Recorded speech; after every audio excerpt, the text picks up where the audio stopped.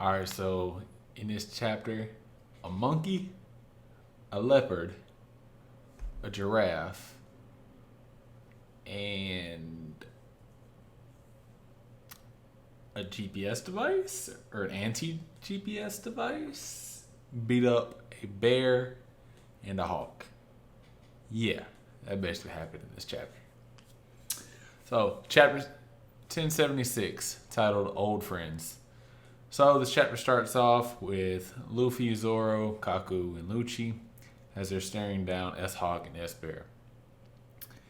During this encounter, we have the Kaku and Lucci still giving off the suggestion that they work together. Zoro is obviously skeptical of this because obviously in this situation Zoro is the more level-headed than Luffy because Luffy would just go with whatever, and we see that here. But Kaku basically says like, "Hey, you see, it's a struggle trying to keep us, keep us restrained and save us at the same time." And Zoro remarks, "Well, you guys won't really let us chain you back up after we get done." Kaku says that he will, but obviously, he says that he will, and Luffy's like, "Oh, you will? That's great!" And Zoro just like yells at him. He's like, he's obviously lying. So, but obviously, we know that Luffy just believes people at their word. It happens all the time. It's a common trope. But then we see that S Hawk attacks them, and that's where we find out that he has Mr. One's fruit, the Dice fruit. And we knew all the Sephiroth had devil fruits, but we were wondering what S Hawk had because obviously Mihawk does not have a devil fruit. He's just a swordsman, so they had to give the Sephiroth something more, I feel, because obviously just the devil fruit itself would enhance him. Obviously, if he has the genes of Mihawk, has a replica sword of Mihawk's, that's obviously like really good, but they're gonna tack something else on them, especially since they can recreate devil fruits. But I do like the fact that that S Hawk has Mr. One's fruit because when you go back and look at it, that was Zoro's first real obstacle way back when they fought in Alabasta. Next, Shaka eventually asked CP0 like, "Hey, what was your mission coming here?" And Lucci basically straight up just tells him that, "Hey, we're here to kill all 7 Vegapunks." And Kaku's like, "Well, why are you telling them? Like, or you didn't have to tell them." But actually, so it's funny that I recently just, critiqued Lucci in a recent video, but I do like this side of him that we're seeing. This is why I said in that same video that hopefully we see a little bit more from Lucci. And we got a little bit more. You just need a little bit more. But he tells him that you shouldn't have told him. Lucci doesn't respond to it. Shaka then asks, "Well, are you going to end up letting Stussy slide, or are you not going to show any mercy?" And Lucci confirms he's not going to show him any mercy. And this is where Kaku's like, "Are you even trying to convince them to let us out?" Which is just like the mini comicalness in between the seriousness is always good with One Piece. I feel like Oda handles that very well. Eventually, Shaka just gives the key to Luffy because Luffy asked for it, and Shaka says the decision's up to Luffy. Before Luffy frees them, though, he remarks to Lucci, he's like, "Hey, after you realize that you can't beat me, you're not gonna throw a temper tantrum and and just go attack my friends or the Vegapunks, right?" And Lucci Zoro obviously is just like he's not gonna take that bait. He's not gonna take the bait, and Lucci surprises him and snaps and is like, "Fat chance, you're at the top of my hit list." So it was just funny because like Zoro's just like he really took the bait. But Lucci does remark that your friends won't outlive you much longer after I get you. So obviously we wouldn't expect Lucci to just be suddenly just drop his grudge with them because we obviously know that he doesn't even consider Luffy a Yonko. So it kind of makes sense as to why he feels the way he does. So S Bear attacks them with a paw ability. And after the explosions, we get the double cover spread of Lucci in his leopard form and Luffy in Gear 4 attacking S Bear, and then we get Kaku, who is not transformed, and Zoro. They do a double attack and take out S Hawk. Now we don't actually know if this actually takes them out. I would assume it does take them out, or at least puts them out of commission for a little while, because I mean it's a double attack from two strong characters. I just feel like it should do the job, but we don't know. They did hype up Sephiroth like the last chapter, saying these were made to be the strongest people, strongest weapons in existence. So after that, we cut over down to the bottom of the lab, and this is where we find out where the real Vegapunk is.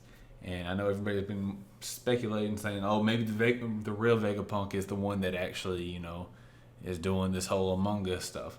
But no, it's where we find out this is also where the missing CP agents, like where CP5 and CP7, they all went missing whenever they came, and they were underground, and some of them have been there for over 2 months, because they remarked that they haven't had a decent meal in over 2 months since they've been chained up.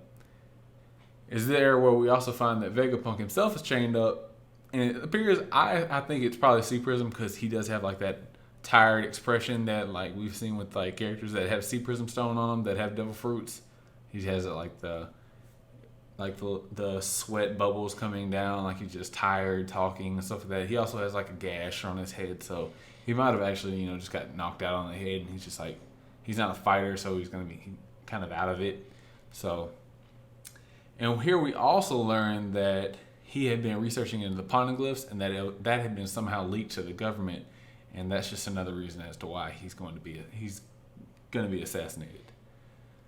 Now, for the other meat and potatoes of this chapter, we get over to Elbaf. We get to see an update on what's happening with Elbaf, and it's kind of cool because they kind of, in the opening scene for Elbaf, they kind of draw on parallels to Romance Dawn, where Luffy and Shanks meet in the bar, and we have the scenes where like Luffy's like begging Shanks to take him out to sea. But Shanks isn't going with it, because for here in Elbaf we see a young giant child, but he still looks normal size even though he's a giant. I don't know if maybe they have regular sized people in Elbaf. We'll find out later on, or if he's just like gonna get an insane growth spurt. But right now he's still like the same size as Luffy was, and he's throwing a temper tantrum because he just asked Shanks to go out to sea, and Shanks is just like, "There's no way I take a stupid young brat like you out there." Just basically the same stuff that he was telling Luffy back in chapter 1. So it is then where one of Shanks' unknown henchmen run inside and then just tells him like, "Hey, Kid is attacking us," and you find out that he's attacking him, but he's only attacking like what they refer to in the translation. They say youngsters. The translation might be different, but for now we're gonna go with that. So youngsters, basically. It's kind of funny, kids clashing with fodder. That doesn't indicate on how he's doing against the fodder, because later on we find out that he's not even actually at the forefront of it yet right now. He's actually lagging behind. He's like one of the last ships. So, and it's also interesting because they remarked that there was multiple ships. So I'm like, where the hell did Kid get all these people from? Whereas when we were in Wano, it was just a handful of them, and that was it. Nevertheless, we find out who Shanks is drinking with, because that's what he's doing at the time. He's obviously in the bar drinking, and he's like, "Oh, I lost track of time." And it's when we find out two people that he had been drinking with that are old friends of his, by the way, that he remarks of. Obviously, that's basically what the title of this chapter was. It turns out to be Dor and Broggy from Little Garden. So that was a big reveal that they were there. But he eventually gets ready to go out, and he asks them would they fight with him because he doesn't want Elbaf to turn into a war zone. Obviously, they agree because they're warriors, they love to fight, and they're also, they're friends with Shanks and whatnot, so they want to help him out. In the last few panels of the chapter, we get Kid and Killer talking to each other, and this is where Killer reminds Kid that last time they had to clash with the red-haired pirates, it lost Kid his arm. And I know it was very up for debate for some people. Like a lot of people assume that Kid lost his arm to actual Shanks, but in this chapter it's actually confirmed that he never even got to see Shanks. Like they make the remark, the Kid makes the remark that, "Hey, last time you didn't even get to meet Red Hair. You didn't get to lay eyes on Red Hair." So that was just a big reveal. For some people, I guess. And Kid fans were probably like, Kid fans probably hurting a little bit when they heard that. But In the very last panel, we get Shanks looking very composed, and then we have on the other side of the panel, we have Kid very emphatically screaming, saying like, "Oh, only if I lose will I actually like die." You know what I'm saying? He's just saying common stuff that we would already know. He's like, because Killer had remarked that, "Hey, this time it probably won't be just your arm or just a limb; it'll probably be your life." And he's like, "Well, only if I lose." And that's where we also find out that there is a break next week. So overall, this chapter, I really like it. Obviously, because we got to see a little bit of Luffy and Lucci, Kaku and Zoro. Obviously, we got to see a little bit of the seriousness, a little bit of the comedy. We got a revelation to see where the real Vegapunk was, so we don't have to, be still wondering like, oh, where the hell is he? But we still don't know who the hell chained him up and who's been chaining them up. There's a big theory that it's one of the other Vegapunks that's doing all this, but we just have to wait and see. I'm curious to see how the Sephiroth respond to getting hit with that level of an attack. So we'll get to see that as well. And as far as the Kid and Shank stuff, I think something will interrupt it. I don't think it'll be fully finished because I definitely don't think that it shouldn't be a Shanks washes him. Like, if we took it in a vacuum and you just I had to put it on the spot. Obviously, Shanks washes Kid in my opinion. I mean, Kid couldn't even like go 1-on-1 with Big Mom. He could do like certain things with Big Mom, but he couldn't go just straight 1-on-1 by himself. So, and I believe when you go check out my rankings for like the strongest characters, obviously I got Shanks way above Big Mom. So I just don't see that going his way. But I feel like there's going to be like an interference, or there's going to be something else that's going to pop up that's interrupted that. Or Kid could just get his ass whooped. Who knows? But nevertheless, that is chapter 1076, and I will catch you guys in 2 weeks for another chapter review. Obviously, I still have a video coming out next week at the same time. Not sure about what it might cover. Cross that line when we cross that line. All right, y'all. Peace.